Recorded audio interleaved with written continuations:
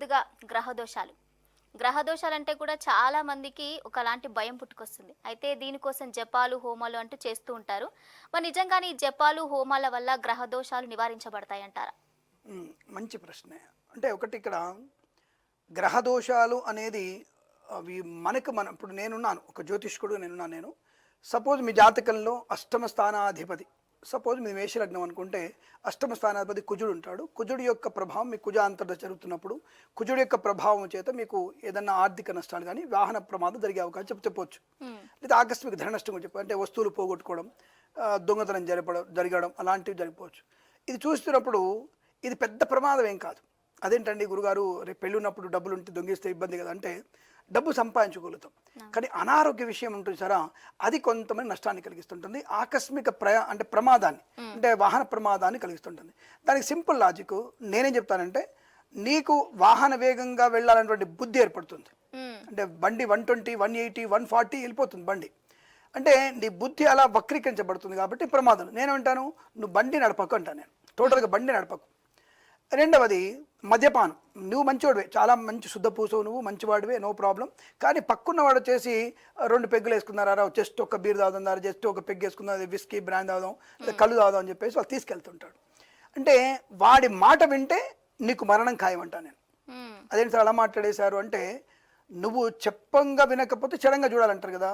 వాడేస్తాడు, వాడు కొద్ది తాగుదాం అని చెప్పేసి వాడు కనీసం నీకు 5-6 బాటిల్ తాపిచ్చేస్తాడు. వాడు ఆ తాగడం వల్ల వాడు ఆల్రెడీ నీకంటే ఎక్కువ తాగుంటాడు. వాడు నడిపేటువంటి బండి నువ్వు కూర్చుంటావు. బండి నడిపేవాడి కన్నా వెనక కూర్చున్న వాడికి ప్రమాదం ఎక్కువ ఉంటుంది. అది సైన్స్ చెప్తోంది. బండి నడిపేవాడు ఎంత స్పీడ్ బండిని పక్క తిప్పడానికి వాడు బాడీని పక్క తీసుకెళ్తాడు కనీసం.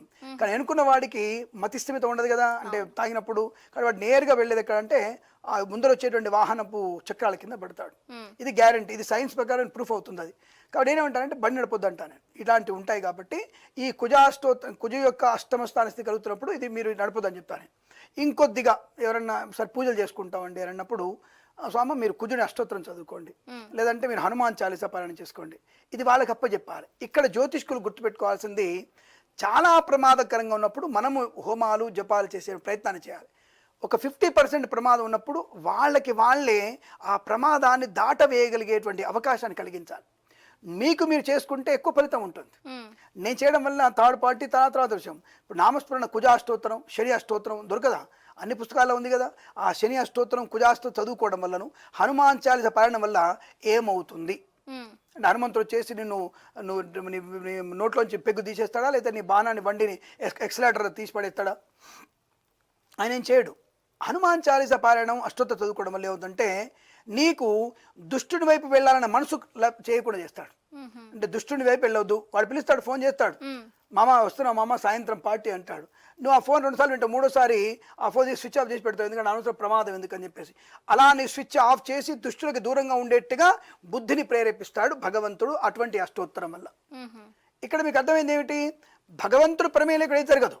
ఇప్పుడు ఈ రోజు ఇక్కడ కూర్చున్నా అంటే, నేను ఇంటి నుంచి బయలుదేరేటప్పుడు నేను సుఖంగా బయలుదేరాను, ప్రశాంతంగా వచ్చాను, ఇక్కడ కూర్చున్నాము, ఇక్కడ మంచిగా మాట్లాడుతున్నాం అంటే, ఏ మధ్యలో ఏదైనా ఇబ్బంది అవ్వచ్చు, పెట్రోల్ అయిపోవచ్చు, బండి పంక్చర్ అవ్వచ్చు, లేదా కూడా ఘర్షణ కావచ్చు.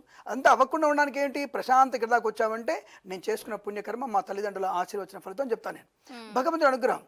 అది లేకపోతే మనం ఎక్కడికి మూవ్ అవ్వలేము, ఎక్కడ కూడా మూవ్ అవ్వలేము. అన్నీ బాగుంటే కరెంట్ ఉండకపోవచ్చు, కరెంట్ ఉన్న ఇన్వర్టర్ కూడా బాగుండకపోవచ్చు, కెమెరామెన్ ఆబ్సెంట్ అవ్వచ్చు, ఇలా మీకేం ఇబ్బంది వచ్చేసి మీకు జలుబు అయిందండి రానని చెప్పవచ్చు. అంటే ఇవన్నీ అనుసంధానించబడ్డ అర్థం ఏంటి? భగవంతుడు ఒక ప్లానింగ్ చేశాడు ఆయన. ఇది మనం అనుకుంటాం, మన ప్లానింగ్ అనుకుంటాం. మన ప్లానింగ్ అంతా మిథ్య.